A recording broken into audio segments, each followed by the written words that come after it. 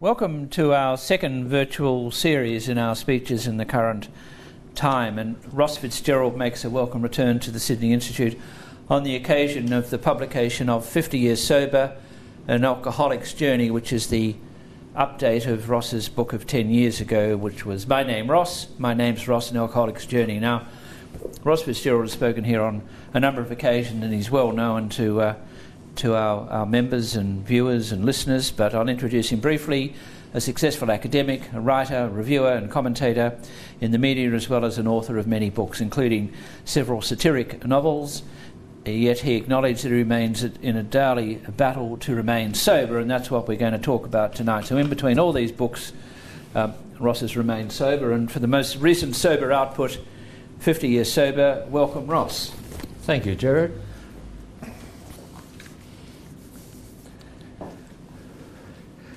Well, I'm very pleased that one of my closest friends in Sydney, Gerard Henderson, is launching my memoir today. When writing this speech, by mistake, I originally typed one of my closet friends, Gerard Henderson. Well, I thought that was funny. After all, as Gerard said, I do write satirical novels. But often what I think is funny, other people don't. Anyway, despite of everything in these trying times, Gerard Henderson is indeed launching my memoir here at the Sydney Institute, and for that I'm very grateful. To put it mildly, Gerard and I go back a very long way, through decades of thick and thin and everything in between.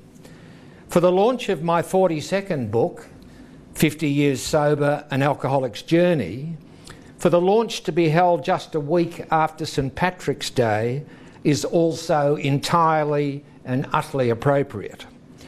Like many of us, I have Anglo-Irish heritage, and alcoholism may well have been in my genes. Like many of us who share that Celtic background, I abused alcohol. In my case, that began when I was 14 and lasted until I was 25. Since then, I've managed to stay sober for half a century with the aid of Alcoholics Anonymous. It is also the case that even though fewer than usual celebrated this year, a number of my non-AA Celtic compatriots, as per usual, were drunk as skunks on St. Patrick's Day itself. Since I stopped drinking and drugging on Australia Day 1970, Alcoholics Anonymous has continued to teach me that for an alcoholic, one drink is too many and 100 is not enough. Indeed, the trick for an alcoholic like me is not to pick up that first drink and to keep attending AA meetings. As AA stalwarts Broken Hill Jack and Raucous Dick used to say, it's not the third drink or the fifth drink or the 10th drink that does the damage. It's the first drink. It's the first drink. It's the first drink. Raucous Dick got his nickname because he had no sense of volume. At a Brisbane AA meeting at Kangaroo Point one Tuesday night, a lady from the next door church hall said, "Excuse me, but someone's making our cups rattle." AA has some great characters, and Broken Hill Jack, who hailed from Broken Hill, was one of them. At AA meetings, Jack often used to say, "Think of the long-distance runner, friends. He gave up, yet just around the corner was the winning post. The message is simple, friends. Persist and persevere." As it happens, Broken Hill Jack and Raucous Dick were brothers, and both were very influential in the AA movement. Years ago, a recently sober young AA member called Steve, who loathed Raucous Dick, went into a bar and ordered a beer. But just before he started drinking that beer, Dick's words came booming through his ears. "It's the first drink, it's the first drink, it's the first drink." Steve put down the glass and has never drank again. In truth, Raucous Dick saved his life. When I joined Alcoholics Anonymous, I wasn't at the end of the road, I was at the end of the road. The stark reality is that if I hadn't have stopped drinking and drugging at 25 years of age, I wouldn't have made 26. Yet had I not started drinking at 14, I may well have suicided by the age of 18. This is because, as a child, I felt like a garbage tip, and alcohol enabled me to hold down those dreadful feelings, but only for a while. Then the progressive nature of the illness of alcoholism began to thoroughly take hold.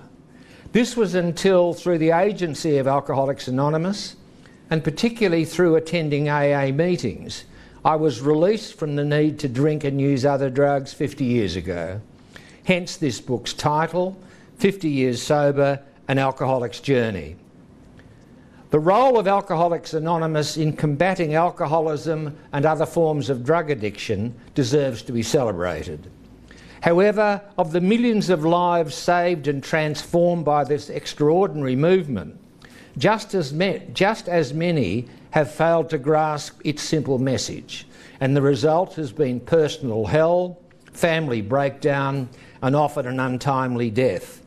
Such is the destructive power of alcohol, society's most pernicious and damaging drug. Alcoholics Anonymous had its fragile beginnings in the American city of Akron, Ohio. On May the 12th, 1935, when a recently sober New York stockbroker, Bill Wilson, fearful that being alone on a business trip he might return to drinking, he hit upon the idea of communicating with another alcoholic. After making inquiries, Bill Wilson was directed to a seemingly hopeless alcoholic physician, Bob Smith. As a result of listening to Bill tell the story of his alcoholism, Dr. Bob had his last drink on the 10th of June 1935, which is the date on which AA is regarded as having been founded. 10 years later, in March 1945, AA began in Australia, where it was much needed. From its beginnings, the AA program emphasised that alcoholism was not a moral problem, but a health problem, one that could be arrested a day at a time by complete abstinence from alcohol. To achieve sobriety in the long term often requires some kind of psychic change, whereby an alcoholic person not only stops drinking, but also sees the world in a much less narcissistic light. Many members regard their involvement in AA as a way of life. A key aspect of AA's therapeutic process involves what can be termed the mechanism of surrender. Instead of telling alcoholics to use their willpower, control their drinking, or pull up their socks, AA suggests that a much more efficacious strategy is to admit that, at least in relation to alcohol, they are beaten. This acceptance of defeat often produces, sometimes quickly, sometimes slowly, a shift in attitude that unlocks new and positive feelings, especially hope and a sense of usefulness. Surrender in AA involves the letting go of control. Thus, at AA meetings, one often hears the speaker say, "I am not a retired alcoholic, I am a defeated one. I've thrown in the towel." To let go in surrender is totally different from fighting alcohol or life. It is a giving up of the battle in order to move on. Despair and hopelessness, not personal strength, is at its source. In an important article called The Cybernetics of Self, a Theory of Alcoholism, which appeared in his intriguing book of essays, Steps to an Ecology of Mind, British anthropologist Gregory Bateson points out that the experience of defeat not only serves to convince the alcoholic that change is necessary, it is the first step in that change. To be defeated by the bottle and to know it is the means by which the myth of self-power is broken by the demonstration of a greater power. That is the power of alcohol. In contrast, for an alcoholic to attempt to use their individual willpower and say, "I will beat the bottle," is nonsense, because the I making that statement is an alcoholic I. As Bateson usefully explains, alcoholics who attempt to use self-control to fight alcohol addiction will not or cannot accept the premise that drunk or sober, the total personality of an alcoholic is an alcoholic personality which cannot conceivably fight alcoholism. Let me put this another way. For an alcoholic to say, "I can beat the booze," is nonsense, because the person saying this is an alcoholic person.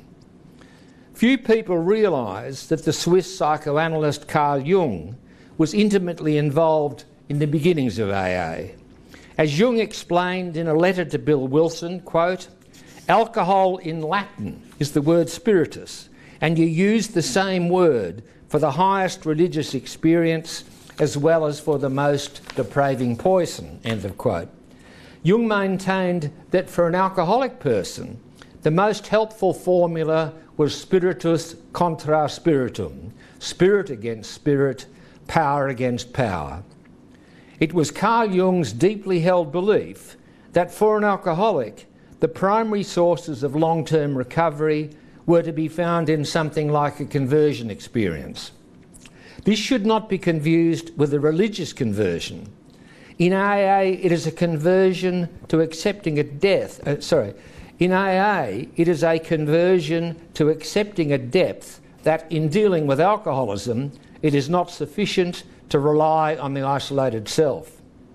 This fundamental psychic change needs constantly to be reinforced, or the alcoholic will most likely revert to old ways of thinking, feeling and responding, and hence will eventually drink again. There is a tendency for some alcoholics who have stopped drinking for a while to come to believe that they can be totally self-reliant and that they somehow can control their drinking. Alcoholic pride can suggest that the individual is not really beaten. Instead of encouraging notions of supposed self-sufficiency, self-reliance and self-control, AA restructures the whole context and asserts over and over again that, with regard to alcoholism, the person is defeated. The AA proposition that, quote, "once an alcoholic, always an alcoholic," reinforces a fundamental fact. Thus, in Alcoholics Anonymous, members never use the past tense about their alcoholism. No matter how long an alcoholic has been sober, we begin by sharing at a meeting by saying, "My name is X and I'm an alcoholic." Thus, when I speak at Alcoholics Anonymous meetings, I always begin by saying, "My name is Ross and I'm an alcoholic." AA's only theological conception is that of a power greater than the self. This is sometimes conceived of as God, as one understands that concept or one doesn't. This is sometimes conceived as God, as one understands that concept or one doesn't. Just as the traditional stereotype of what comprises an alcoholic often blinds sufferers to the reality of their condition, so too can the traditional stereotype associated with God lead to confusion and resistance.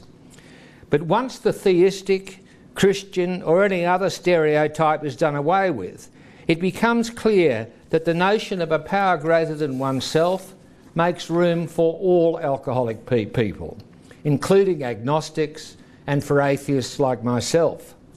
This is the case as long as we are willing to accept and rely on something outside or other than the isolated self, even if it is only the AA group or AA groups which we attend.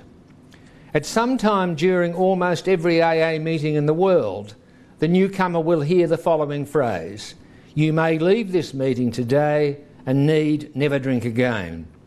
Often this is something that alcoholics have never considered before.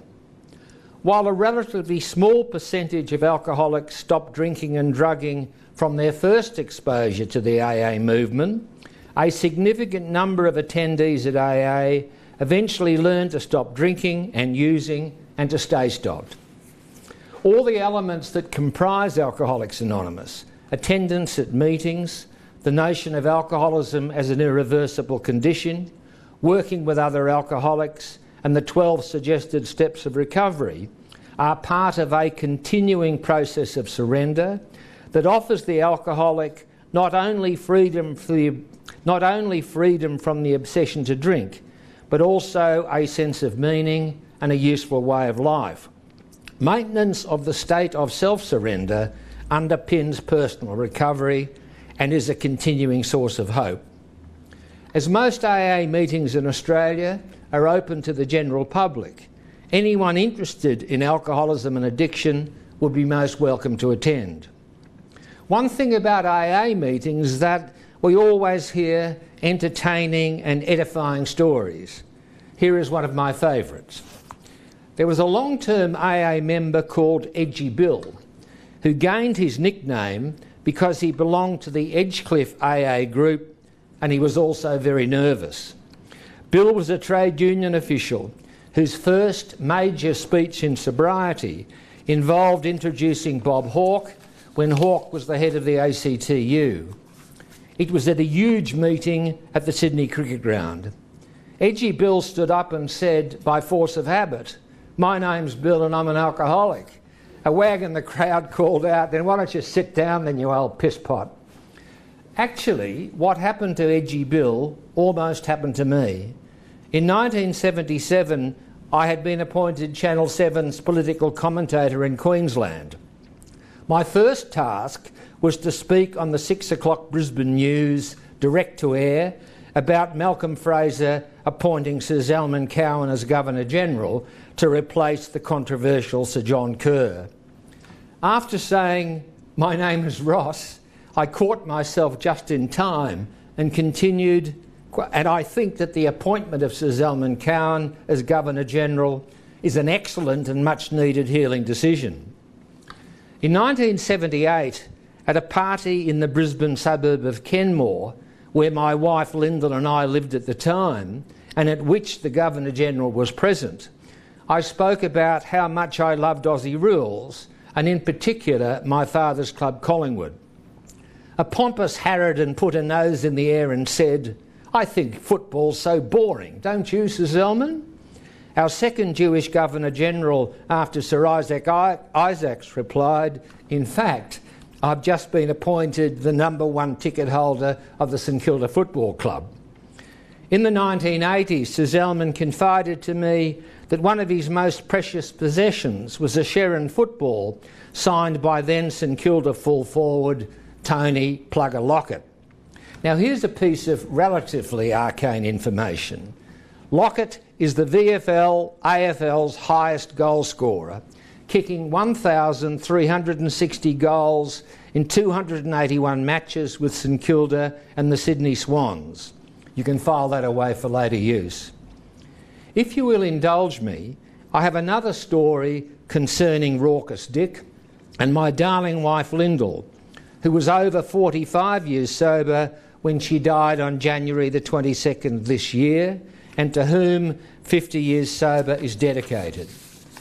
Indeed, Lyndall hadn't had a drink since the very day our mutual friend Barry Humphries introduced us. Appropriately enough, given the sometimes explosive nature of our relationship, this was on Guy Fawkes Day, November the 5th, 1974. As it happened, Lyndall and I became lovers exactly 1 year later, on November the 5th, 1975, and we were married on Guy Fawkes Day, 1976. Sometime in the early 1980s, Broken Hill Jack rang me and said, "Could you do me a favour, Ross? My brother Dickie's finding life difficult in Brisbane. Next time you see him, could you please be nice to him?" In those days, I wasn't all that fond of Raucous Dick myself.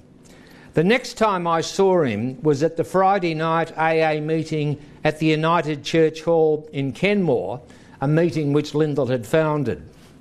Originally, Lyndall had tried the local Catholic church, but the priest said, "There are no alcoholics in Kenmore, Mrs Fitzgerald," which is a moniker that she disliked mightily.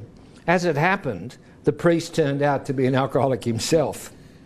Anyway, that Friday night, Raucous Dick was wearing a white suit and looked rather like a Raymond Chandler detective. Thinking of something positive to say, I remarked, "That's a very attractive suit you're wearing, Dick." To which he responded, "I never mind a bit of bullshit, son, as long as there's an element of truth associated with it." I liked him ever since. When I was 2 years sober and still living in Sydney, I got offered a job at Makerere University in Uganda. This is before Idi Amin got moving. As was my wont, I rang Broken Hill Jack. After listening for a moment, he said, "Are there many meetings in Uganda, laddie?" I'll tell you what, he continued. "They live their lives a day at a time in Uganda. Do not be so silly, laddie. Stay where you are for the next 2 years. Remarkably, I did what the man told me. In conclusion, let me share with you that Lyndall's original Sydney AA nickname was Adequate from Arncliffe. This is because at the weekly Tuesday night Arncliffe AA meeting that we both attended, Lyndall regularly talked about her striving in her work for adequacy, not for perfection. It was only after listening to Adequate from Arncliffe and taking heed of James Thurber's motto, "Don't get it right, get it written," that I actually started writing. When I was drinking, I thought that I was a writer, but in those days I didn't write a note to the milkman. Also in my pre-AA days, as a perfectionist, my rule was, if at first you don't succeed, stop. It was only after I was 3 years sober that I published my first book, a slim volume of poems called The Eyes of Angels, which got its name from the saying of the American poet William Carlos Williams, "Poets are damned, but they are not blind. They see with the eyes of angels." With the release of this memoir, I've now published 42 books. They may not be War and Peace, but they exist and are available in print, online and in all good libraries. And this is all because of me paying attention to the wise words of James Thurber, and especially of Adequate from Arncliffe, who would be so proud of me here today. I'm immensely pleased to be here for the launch of 50 Years Sober, An Alcoholic's Journey, which is published by Hybrid Publishers in Melbourne, as are my last 3 Grafton Everest political sexual satires, most recently a book called The Dizzying Heights, which I co-authored with Ian McFadgen of Comedy Company fame. In these trying times of social distancing, if you want something interesting and informative to read, 50 Years Sober is now available from purchase online from Hybrid Publishers and from the books distributor New Holland. It's also available as an e-book. I'm very grateful to you, Gerard, and to Anne, and to everyone at the Sydney Institute. As Dame Edna Everage once said, "Thanks for having me," and I mean that in the metaphorical sense. Thank you, Gerard. Well, thanks, Ross. You can take a seat. I'll join you soon for a question discussion period. When I launched the first volume of, and it's the second book launch we've done in a virtual style, when I launched the first volume here 10 years ago, I commented, and I now formally launch the latest volume.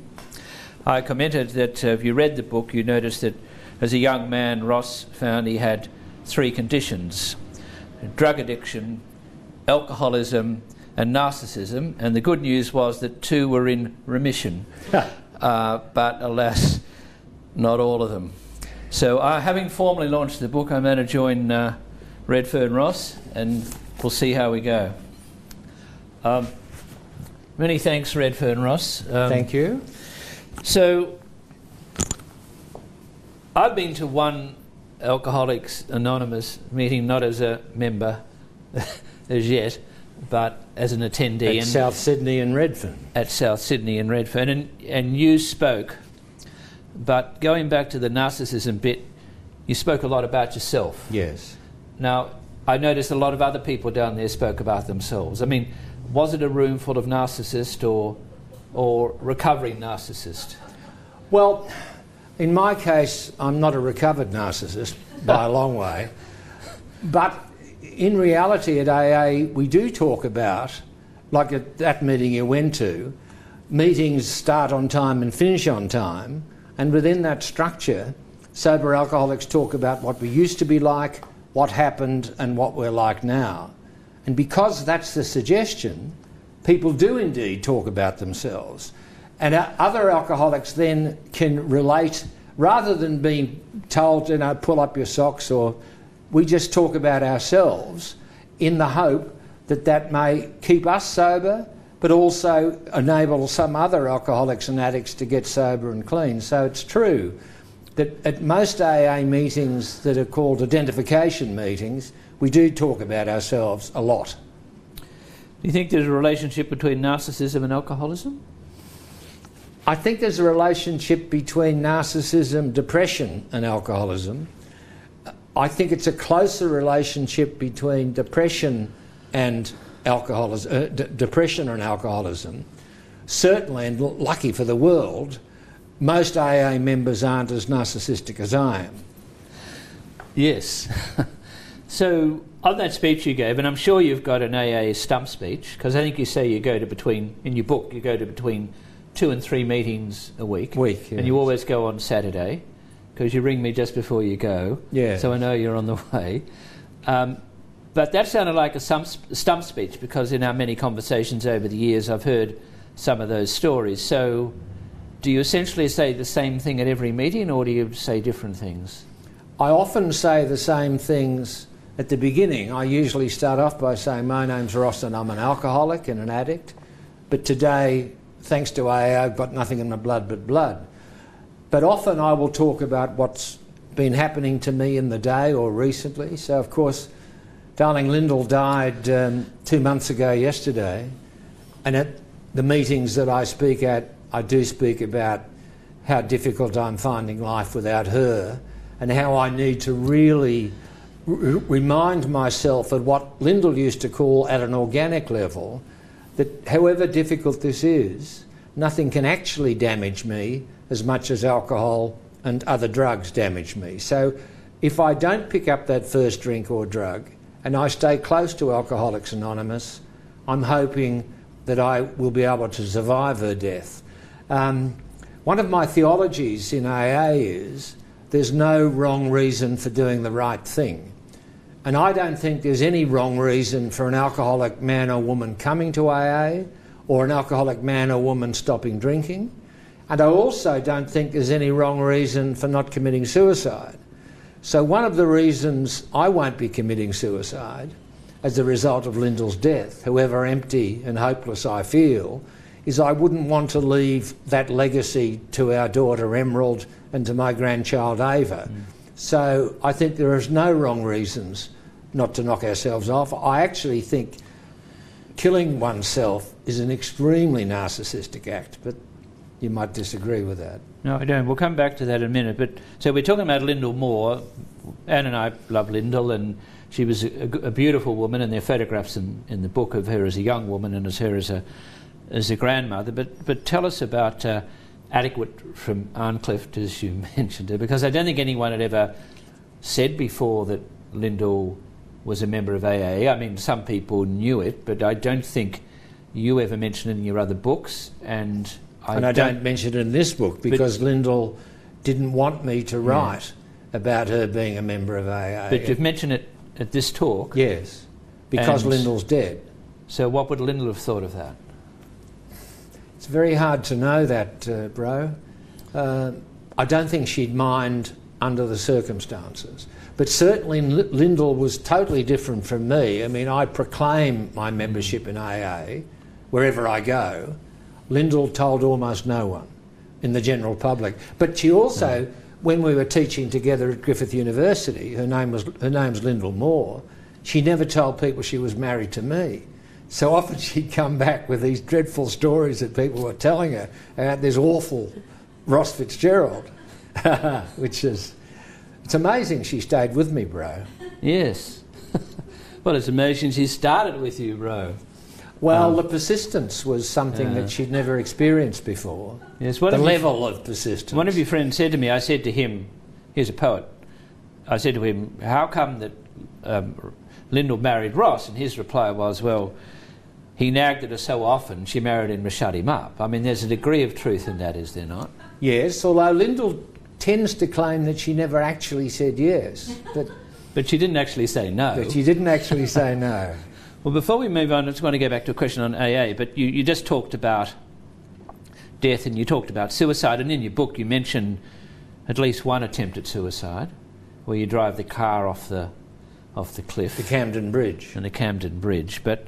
That was a suicide pact with a young man who I'd never met until that very day, and after the 13th rum and beer, the most appropriate thing in the world appeared to us to be to steal a car and drive it off a bridge. And I drove it off the Camden Bridge. Turns out the car belonged to W.C. Wentworth. It's a complicated story. Who was a Liberal politician, right? He was a Liberal. I think he was Minister for Aboriginal Affairs. Yes, he was in the government, yeah. And what happened was I drove it off the bridge. I was very, very ill, and I was taken to the Royal Prince Alfred Hospital by ambulance. And it just happened that the surgeon was a man called Miles Little, who until recently was the Professor of Surgery at Westmead and also a very good poet. And he operated on me, did these amazing operations and saved my life. When I was a couple of years sober, Steve from Gordon suggested that I should go and thank the people who'd helped me.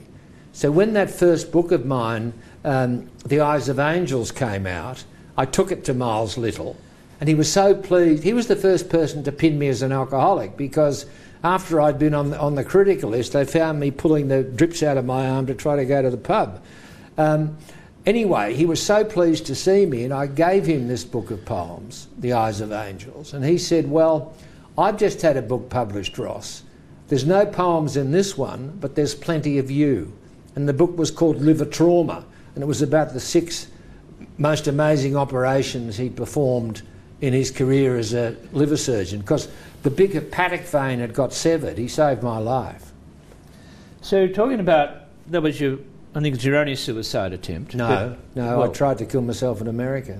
Oh, yes, so we'll leave that. But talk about wanting to die, because as I recall, I watched the 7:30 program probably 8 or 9 years ago discussing euthanasia, and you're there and you speak from the audience, but you're sitting next to Lyndall, who says nothing. But at that stage there was a serious contemplation that you and Lyndall had about the importance of the euthanasia option. But when Lyndall got close to death and was dying, there was no mention of it then, was there?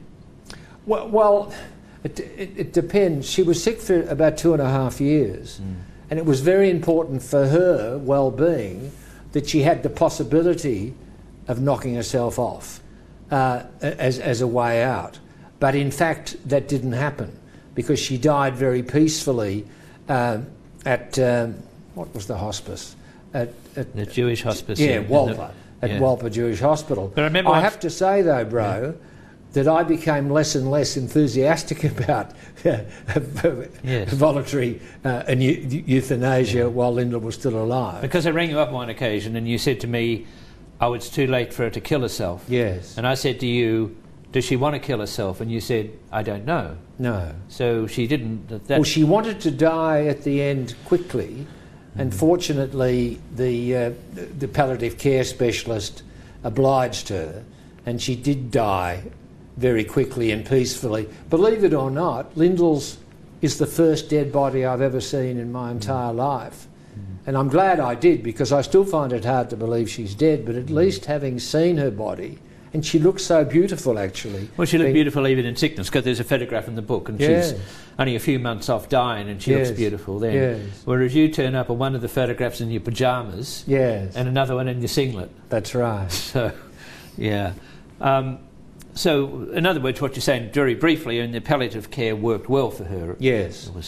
So, and typical of Lyndall, our daughter Emerald and Ava and our son-in-law came out for Christmas, my birthday. I was 75 on Christmas Day. Lyndall moved forward the Christmas celebrations a week. And so it was a week before Christmas Day. She cooked the entire Christmas dinner, turkey and everything, which was, she knew what was happening, because on actual Christmas Day, she broke down and I had to take her to casualty, and then she went to another hospital and then moved to the hospice. Mm.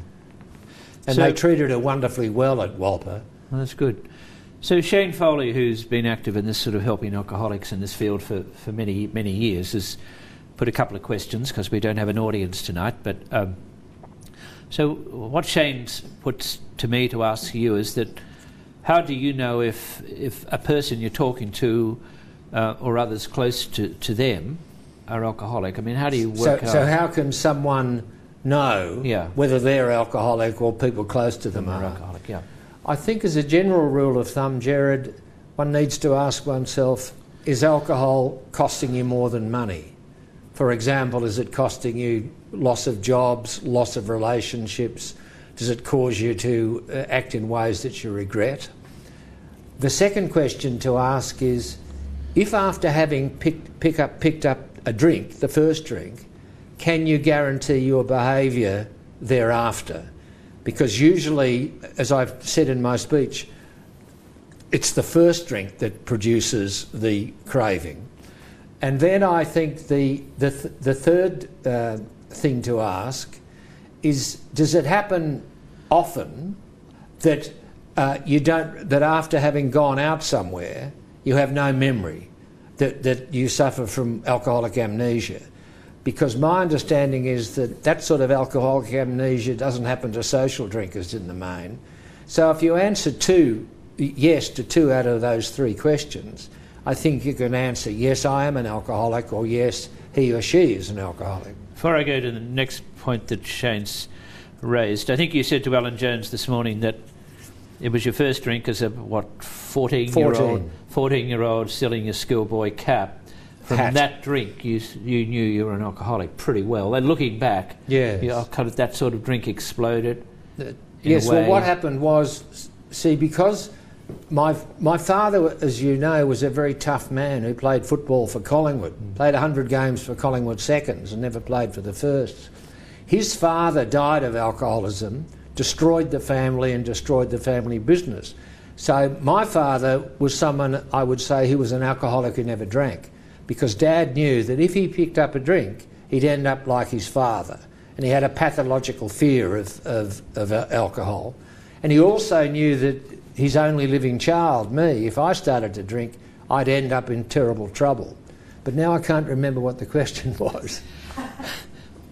Well, I can't remember what the question was either, but I can remember what the answer is. So I know about my first drink. That's what I was going to say. Yeah. That we didn't have alcohol in our home.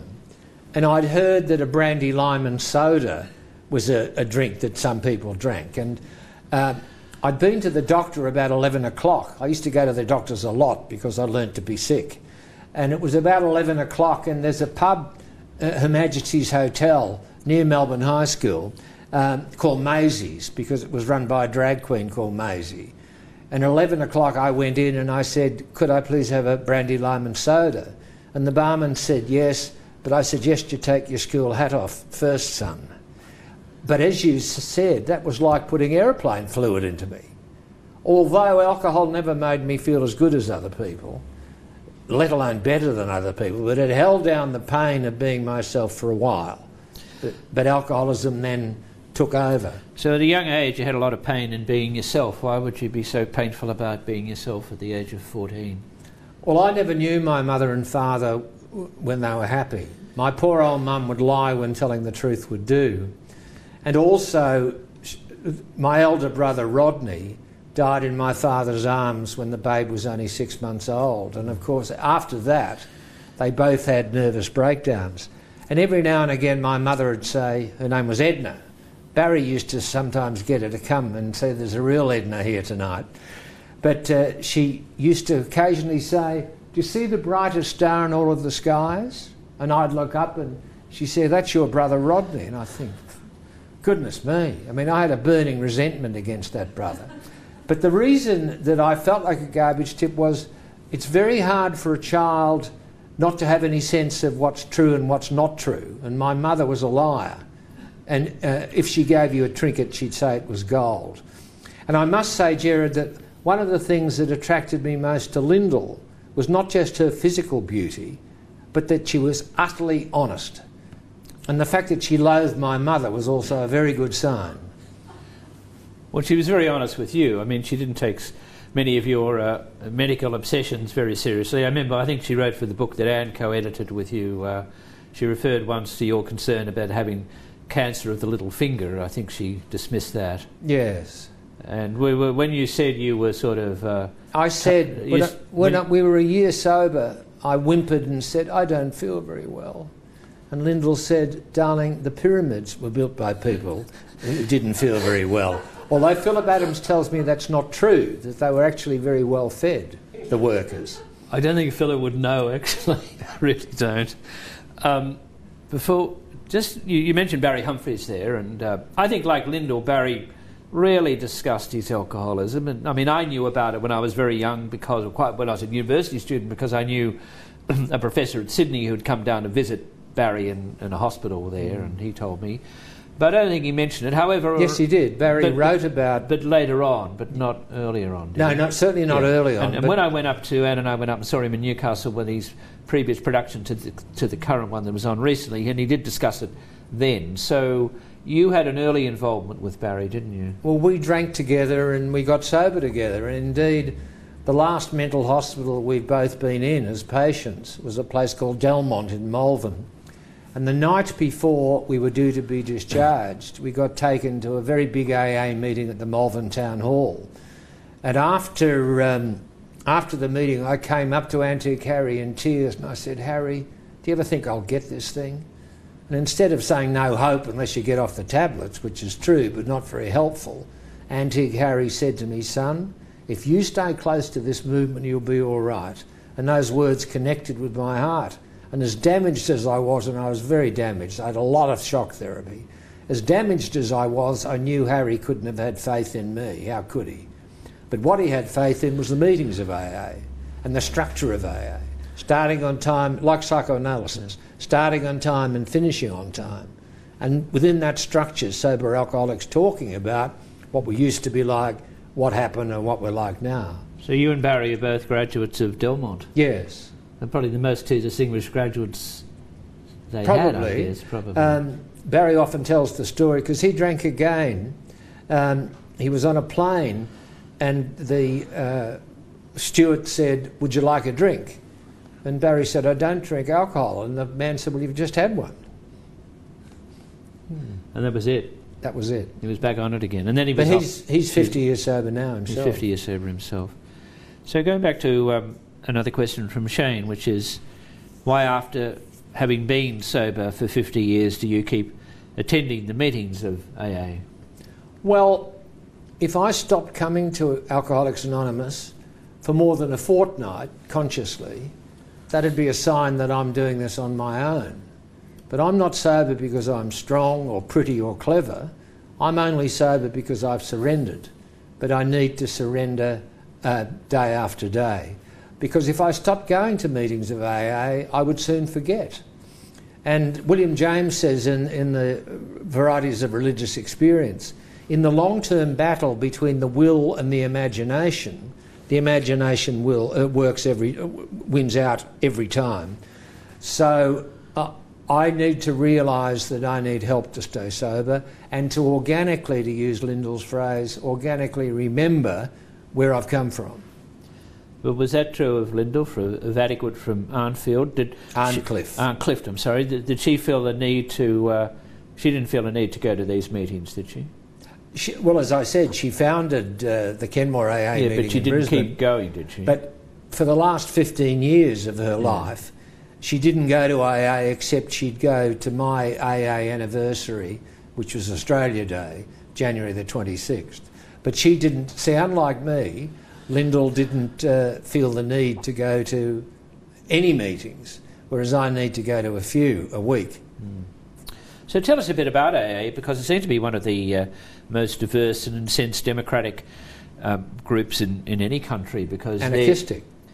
Yeah, because there you've probably got judges, you've got public servants, you've got prostitutes, you've got university professors, narcissists, and guys who drive trucks and all sorts of people. So, because when I was there, I noticed just how diverse it was. So, Well, that's because the only requirement for membership in AA is a desire to stop drinking.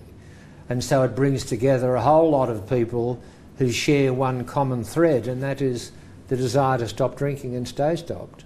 So you wonder about people like Bill Wilson and Bob Smith, who set it up in 1935, which isn't all that long ago when you think about it.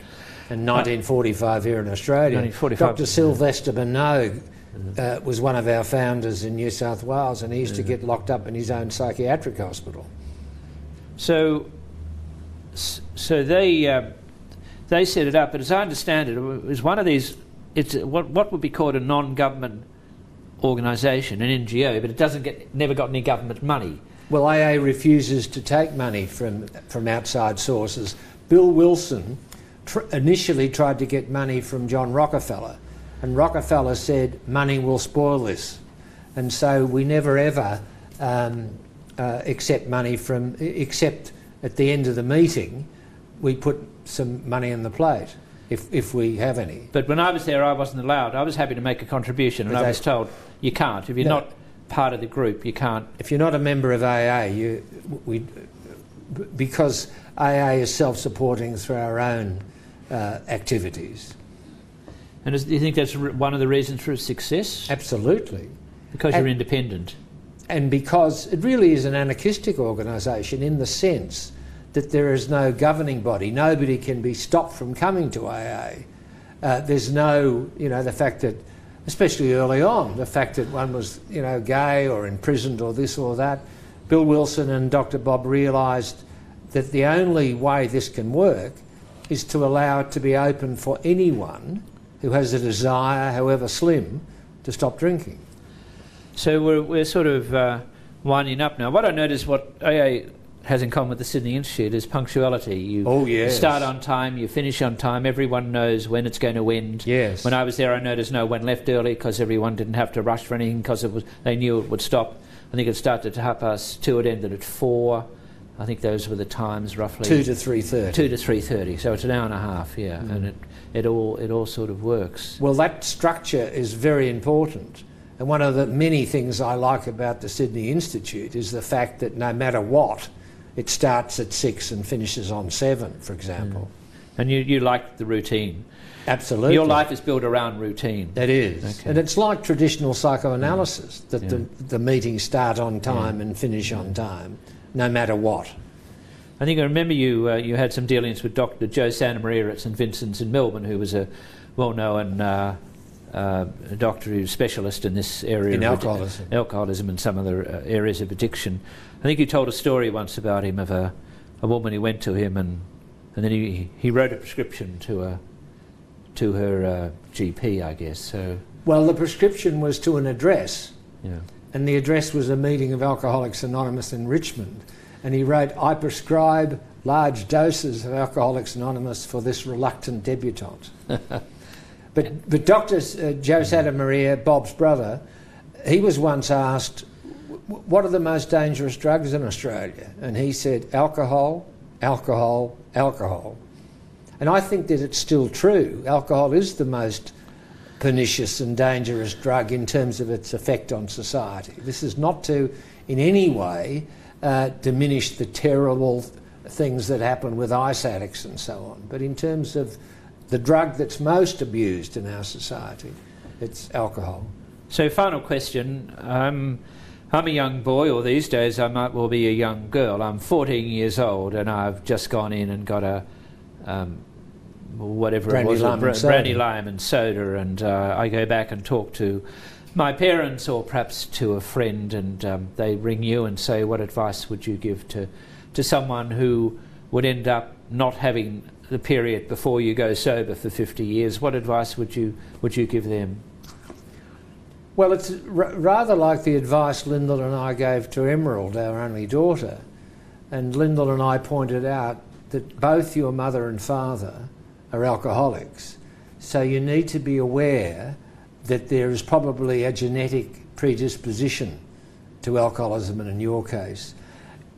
It's hard to know what advice I'd give. What I often do is to say, if people have a child that, or a young relative who's showing signs of alcoholism, perhaps the best thing is for those people to go to Al-Anon and for the children to go to Alateen. So Al-Anon is for the lovers, families, mothers and fathers and friends of alcoholics, and Alateen is for the young people who are whose parents are alcoholic. Okay, well look, and you can't go to AA until you sort of surrendered or want to surrender from drinking. Some people say that, but you see, it's like there's no wrong reasons for someone going to AA. And I've found, like when I was on the parole board for 20 years in Queensland and the New South Wales State Parole Authority, I'd often send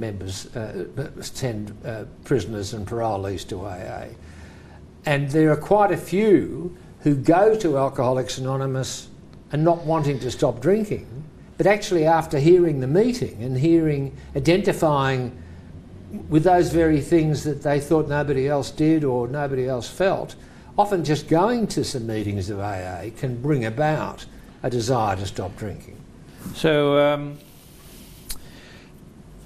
I think that's a good spot on which to end, and so all the best with this, and we'll hope to have you back in 60 years sober, which is only 10 years away, and there may be more sort of tall stories to put in here that you. And I don't think we'll need to keep a seat warm for you, or Anne for that matter. But you don't. Some of these stories seem to grow as the years go on, and I think that's because there's a lot of good fun in this book. There's a lot of good stories, and a lot of sad stories too. Yeah. And so we miss Lyndall, but we say, Ross, many thanks. Thank you, Jared. Thank you, Anne.